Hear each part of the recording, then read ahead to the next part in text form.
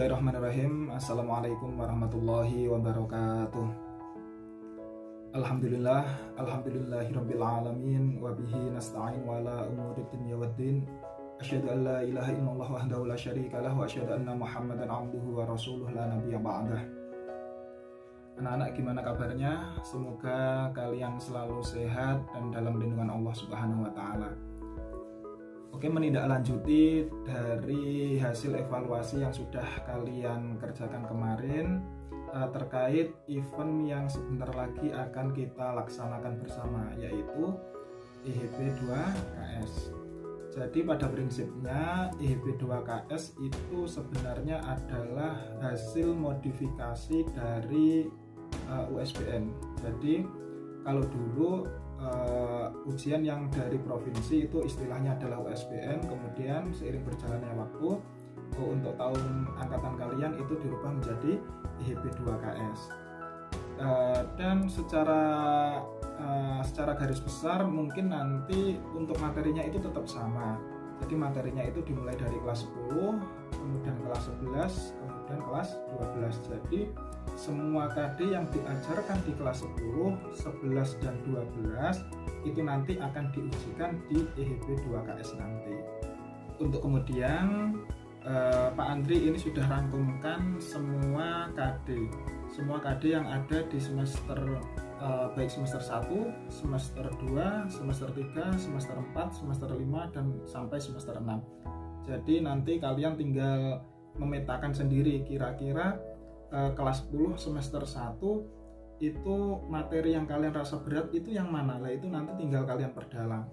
Atau di kelas 11 semester 4 seumpama, di semester 4 materi yang menurut saya yang paling berat itu adalah seputar ini. Lah itu nanti yang silahkan kalian pelajari dan perdalam kembali, gitu ya.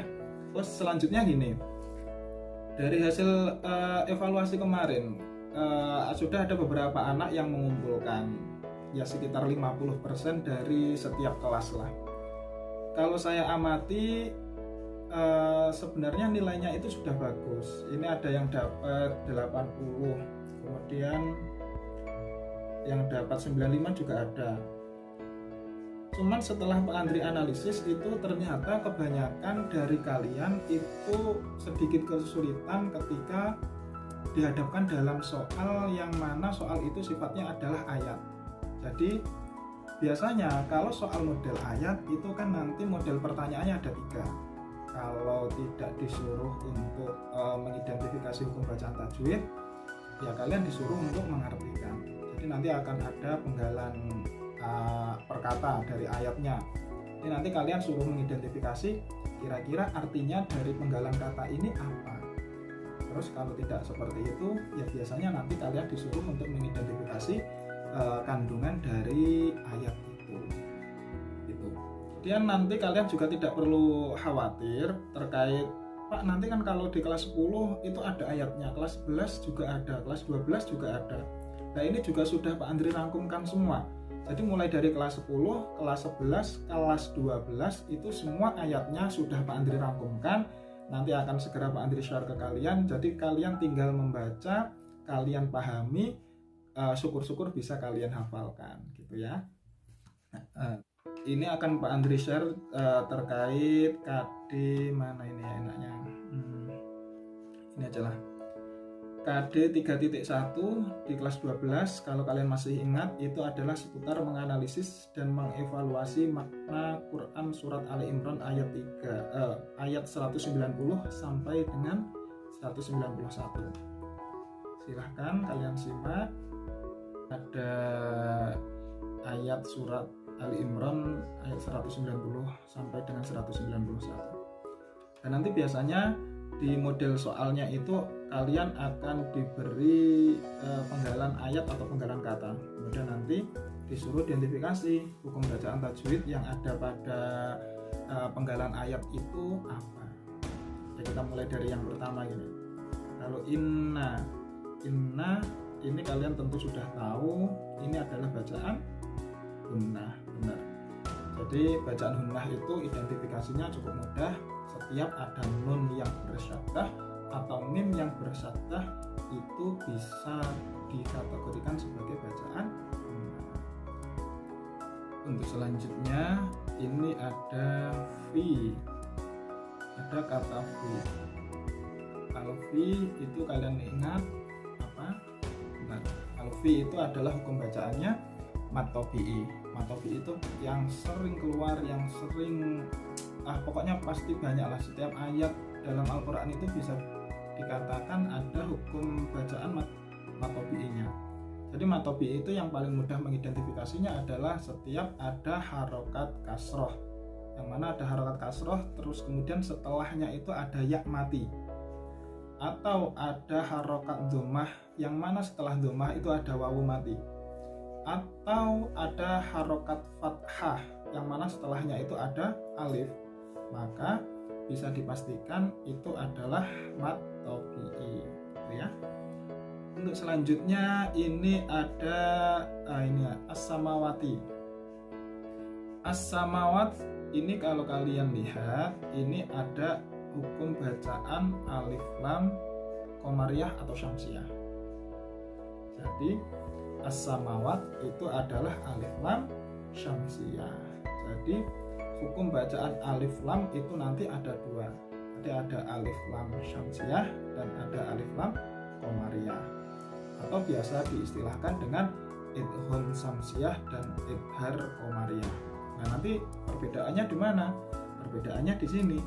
Jadi nanti kalau alif lam syamsiyah atau idgham syamsiyah itu adalah setelah huruf al itu nanti ada huruf yang ditasdid. Jadi ada al bertemu dengan huruf yang ditasdid di syaddah, itu bisa diartikan sebagai alif lam syamsiyah. Kemudian kalau ada alif lam yang bertemu dengan huruf yang mana setelahnya itu, setelah alif lam itu tidak ada tasdidnya, maka dinamakan sebagai idhar qamariyah atau alif lam qamariyah. Ini insya Allah mudah, jadi identifikasinya cukup seperti itu. Terus kemudian ini nanti langsung ke ini al-laili. Al-laili ini di samping ada hukum bacaan alif lamnya, ternyata juga ada hukum bacaan matnya. Kira-kira apa? Di sini ada mat layin. Jadi al-laili ini ada mat layin. Kemudian an-nahar sama.